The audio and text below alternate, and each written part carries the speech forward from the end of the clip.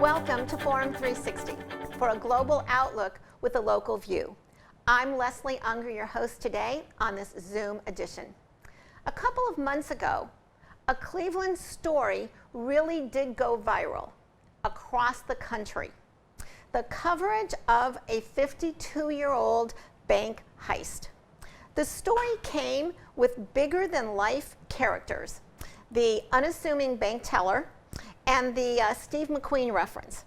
One of the key figures in this story was U.S. Marshal Pete Elliott. We are thrilled to welcome back to Forum 360 U.S. Marshal Pete Elliott. A decade and a half ago, he joined us to talk about fugitive safe surrender.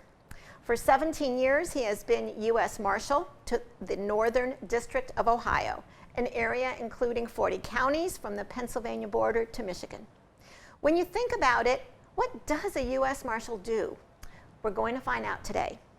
For those of you on the radio, I can tell you that if Hollywood called Central Casting and asked for an actor to play a U.S. Marshal, they would send U.S. Marshal Pete Elliott. Recently honored as Aurora Person of the Year, we welcome him to Forum 360. Welcome. Thank you. Thank you for having me today. Sure. Before we get into the bank heist, I have to ask you, you are among a very rarefied group of people who answer your email or your phone messages very quickly. I left you a message. We had not had contact for something like 17 years. I leave you a message. You call me back in 24 hours apologizing because it took you 24 hours. I think that's almost more amazing than catching this bank heist guy. I really, really do. Would you take a minute to tell us your philosophy about returning phone calls or email? You must have an overall philosophy. I get back to people, everybody, all the time. And if people that know me best know I'm continuously getting calls. I have 40 counties I oversee.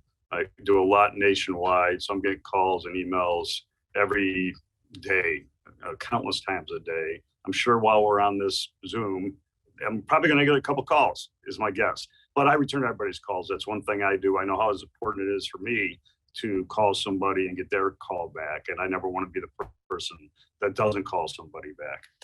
Do people ever say to you, well, yeah, but you return phone calls from people you don't even know? Like, don't you prioritize? Like, you just return everyone's.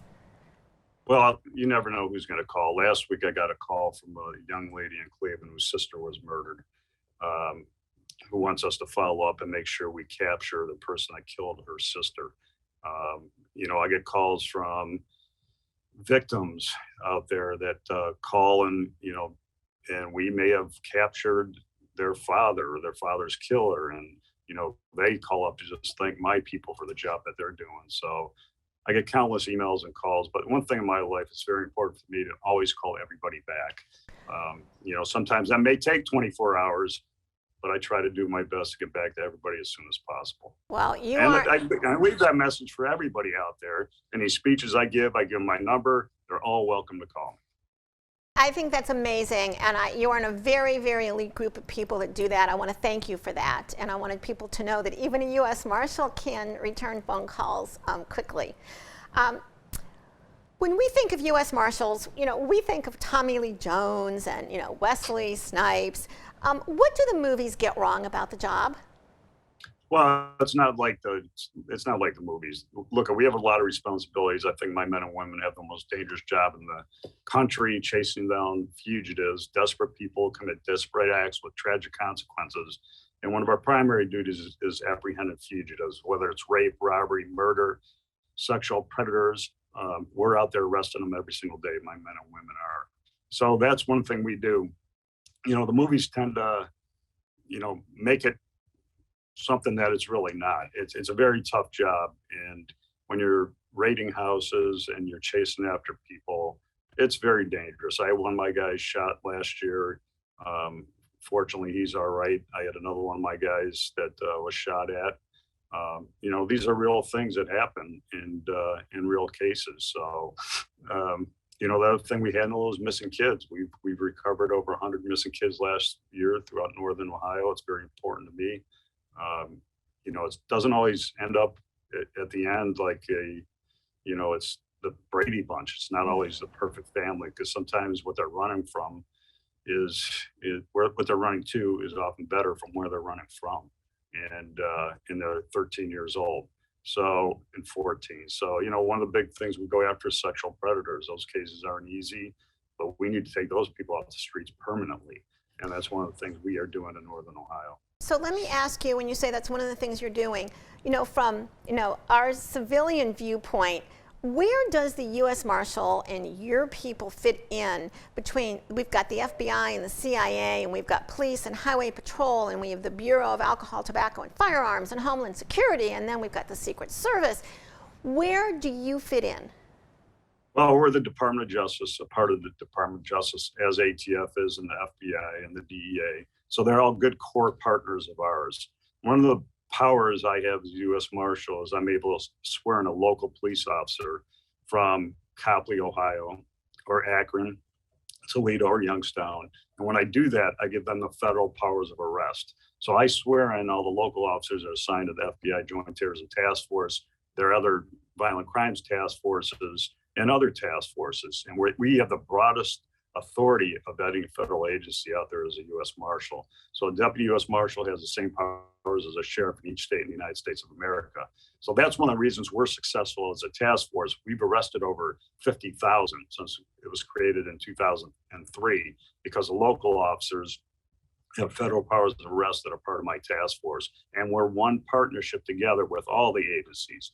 ATF provides us a body, FBI, Secret Service, they're all part of our task force. And then we provide them, when we can, bodies, quote unquote, or deputies to assist them in their duties. So we have a good right now in federal law enforcement. Sometimes it does overlap, but ultimately it's very good, and we've got a very good working relationship with all federal agencies. Now, I have to ask you, you're as close as to the television show Blue Bloods as I'm going to get. It's one of the few shows that I watch religiously, and the Reagan family calls, the police and the family business. Well, it's kind of been your family business. Your father was a U.S. Marshal. You're a U.S. Marshal. I have to ask you, is the family business continuing in the next generation of Elliott's? I hope not. I hope for my own kids, they get in the business world, or maybe they can do what you're doing, Leslie. They could be successful that way. But I don't know that. You never know what's going to happen in life. But at this point, it's something my father really did start. And, I followed in his footsteps in the U.S. Marshal Service. And, I have a brother that's in law enforcement and a sister also. So, it's something that, it's a family thing. And it was really a family thing that started before my father. It started with my great-grandfather, who was a police chief of Alliance, Ohio, back in the 1900s. So that's where it kind of all started for the Elliott family. Wow. Now, a couple of months ago, I'm innocently getting dressed one morning, listening to Morning Joe on my Sirius app on my phone, and they start telling the story about this Cleveland Bank Heist 52 years ago, and I about jump out of my skin when they start talking about U.S. Marshal Pete Elliott, and I'm like, oh my gosh, I know him. This story really did go viral. Sometimes people will say, oh, something went viral. This story really went viral, and it's kind of stayed viral for the last 4 to 6 weeks. A bank teller, 20-year-old bank teller in Cleveland walks out of the bank at the end of a day, I guess with $215,000, which doesn't sound like all that much today, but worth almost $2 million then. First, how did he get away with this crime? Because anyone that's heard the story knows that it was after he died when it was actually solved completely. How did he get away with it for his whole life? Well, it's kind of big news back then. It was July 11th, 1969. Theodore J. Conrad turned 20 on July 10th. And the next day, which I think is part of a dare, he worked at a bank, and at lunchtime, I believe it was, or around there, he put $215,000 in a paper bag, put a bottle of whiskey and a carton of cigarettes on top, and walked out the door and was never seen again. He was fascinated by the movie, The Thomas Crown Affair. He had watched that 12 times. He lived in Lakewood, Ohio, where I was from, and he was able to, walk away that day and quote unquote never be seen again. Now, do you know, he goes to Boston and he sells cars and he becomes a golf pro. Do you know if he spent the money, saved the, what did he do with the money?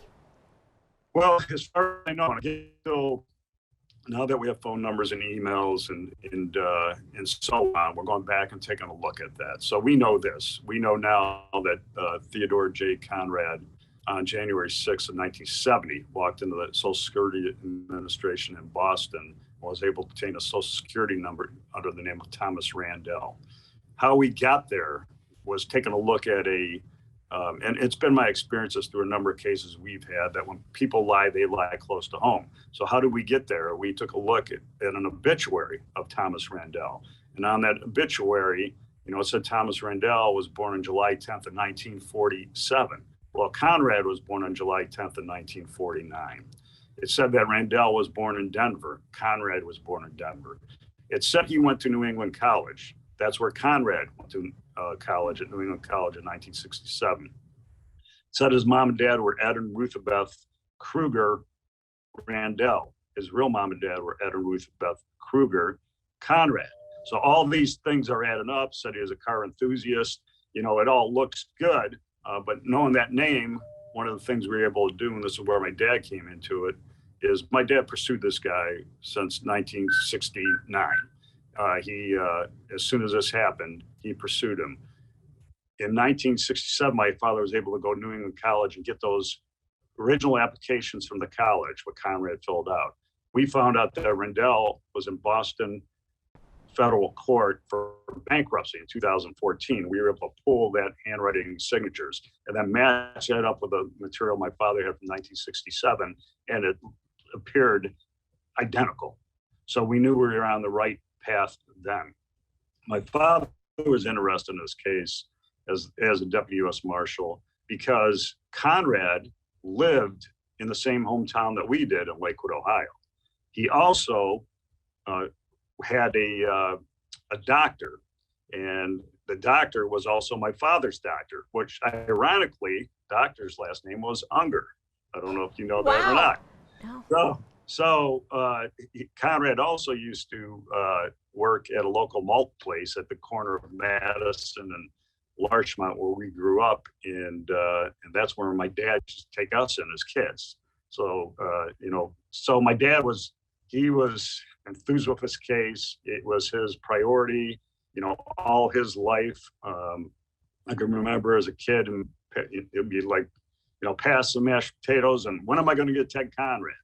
So even after my dad retired in 1990, he became a private investigator in the Lakewood area. He still continued to pursue Conrad. We had him on America's Most Wanted. In fact, my father did that, and unsolved mysteries and just no leads whatsoever. So what Conrad/Randall was able to do is live a really simple, isolated life under the name of Thomas Randall, never getting in trouble again, staying in Boston the whole time, having a wife and having a daughter that still lived with his fictitious last name.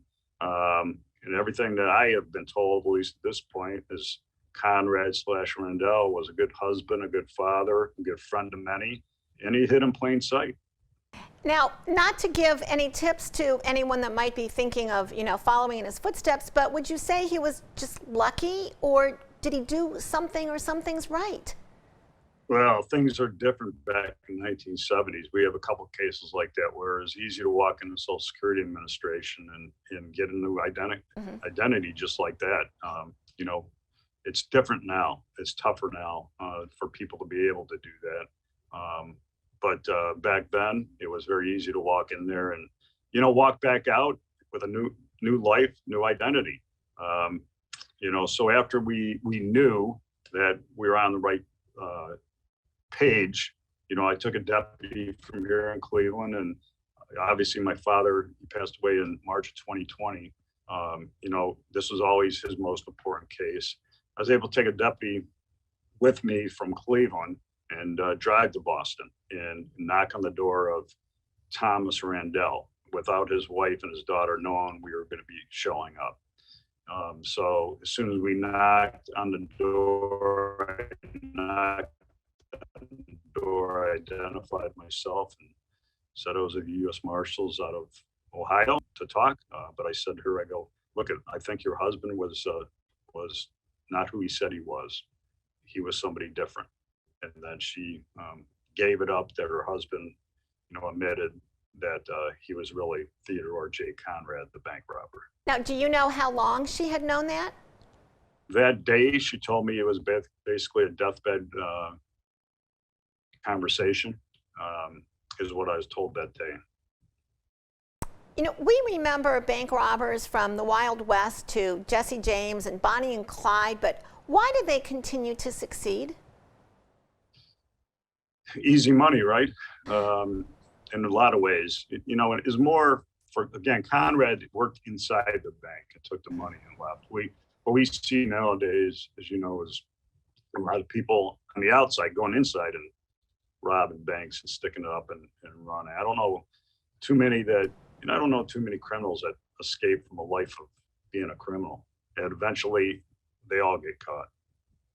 Now, can you just tell us in a minute or so the connection to Steve McQueen and the Thomas Crown affair? It's still mind-boggling. So he loved it, went there 12 times. Ironically, I just interviewed over the summertime Conrad's former roommate, who still lives in the Cleveland area.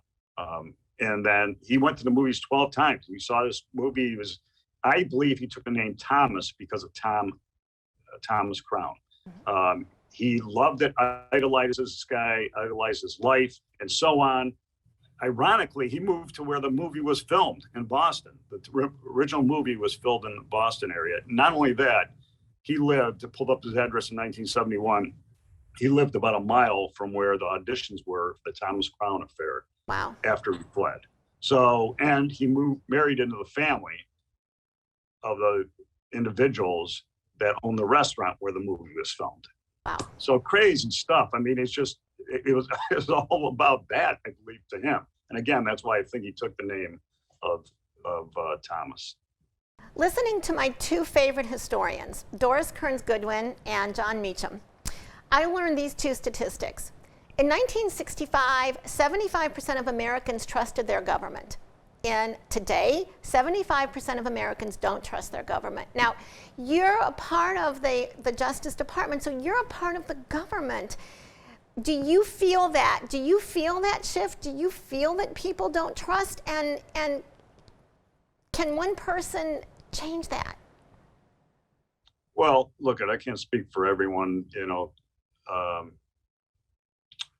I know this. I believe a lot of people trust us. I don't know where the percentages exactly come from, but when you need something, we're there. And that goes for all the different federal agencies. So you can ask them that question, do they trust the government based on their dealings with us? And I believe they do. The ones that need us, deal with us, whether they've had a relative that's been killed or it's, we need to bring justice to something. Do you feel on a daily basis, do you feel the same respect for, whether it's CIA, FBI, the U.S. Marshal? Do you feel that you're still respected? I mean, I grew up that, you respected these agencies. Do you feel that? Well, it's just law enforcement in general, right? Yes. I think law enforcement in general isn't respected by some the way it should be. Mm-hmm. Now, there's a whole good group of people that I'm going to focus on that support law enforcement. We had Law Enforcement Appreciation Day, recently, and I saw a post from people. I can remember, just driving around within the last year and seeing all the police signs out about support your police, and whether it's in Toledo or Akron or as on Southern Ohio, there's a lot of people still that, support the police, I have a neighbor I don't really even know that was flying the police flag and had a sign in their front yard. And I went up to the local grocery store and I said to him, I go, don't think that goes unnoticed. Thank you for doing that. Now, when I asked you to do the show, I asked you to come and talk about the bank heist, but I do have a question, and I truly leave it up to you whether it's something you can comment on or not. We recently had, the anniversary of the January 6th, whatever you want to call that. From your perspective, when you look at the Capitol Hill Police and the police that were involved, can you share with at all, how do you see that day? Well, one of my guys is assigned to the Joint Terrorism Task Force, so we're actively working those cases and making the arrests on the individuals that did it. And I'll leave it at that. So I believe there's still some more to go. We've got some done, from Northern Ohio here, and I think there's going to be more to go. Now, in doing some research, one of the jobs that U.S. Marshals had in the past is like protecting abortion clinics. So how much do you all have to set aside any personal feelings you have when you do your job? Well, you have to do that all the time. Whether I just had this conversation the other day, but that's our job. That's what we're paid to do. Our job. We're paid to put our feelings aside on different cases. It's tough for my guys, especially when you find a missing kid that may have been tied up and taken by a sexual predator. That's tough. You got to put your feelings aside, what you'd really like to do to somebody like that. And with those type of cases, look, we get called into any national disasters, and we handle extraditions. My people have been to Rome and Israel and everywhere else you can imagine on some different tough cases. But you got to put everything aside and do your job. You've got to put your feelings aside. And it's probably not bad advice for all of us, in this world. In the few remaining minutes we have, I'm going to ask you for 1 or 2 word answers. Okay. Are you a U.S. Marshal 24/7? Or is there a time, or can you do something where you can just feel like you're just like the rest of us? Probably a U.S. Marshal 24/7, and I like to ride my bike in the summertime. That's about my only hobby. With a helmet, right? With a helmet, yes. Okay. With a helmet. Okay. What is one thing that after your years as U.S. Marshal, whether it's about your people, it's about the American public, whatever it is about, what is one thing you know for sure? That there's a God. So, yeah. Do you have a favorite binge show? We were talking that I've watched like Shawshank 100 million times. Do you have a favorite movie or show that you like to watch over and over again? Well, I don't, but I usually watch one, but Ted Lasso by far. Okay. I love it. And what about, everyone talks in the new year about resolutions, but I want to know if you have a favorite binge food. Oh, I love pizza. Come on, pizza. And how is it made? Pepperoni pizza. Okay. I had this argument with a guy from Chicago. But they only eat sausage in Chicago.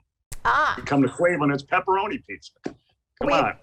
We heard it. Pepperoni. Good. We heard it here. Jack the Ripper, Ted Bundy, our own Jeffrey Dahmer, who went to my high school, were some of the most famous fugitives in history. Men like Wyatt Earp, Bat Masterson, and Wild Bill Hickok were among the first U.S. Marshals tasked with their apprehension. Movies have given us the U.S. Marshal and Tommy Lee Jones and Wesley Snipes. Today, though, we had a real, authentic U.S. Marshal Pete Elliott. Marshals have protected American athletes at Olympic Games, the refugee Elian Gonzalez before his return to Cuba, and abortion clinics as required by federal law. We heard firsthand today about the most famous bank heist in history, what it's like when your family business has been federal protection, and some inside thoughts about the relationship between American citizens and their institutions designed to protect. We thank our guest today, U.S. Marshal Pete Elliott. I'm Leslie Ungar. Thank you for joining us today on Forum 360, our Zoom edition for a global outlook with a local view. Forum 360 is brought to you by John S. and James L. Knight Foundation, the Akron Community Foundation, Hudson Community Television, the Rubber City Radio Group, Shaw Jewish Community Center of Akron, Blue Green, Electric Impulse Communications, and Forum 360 supporters.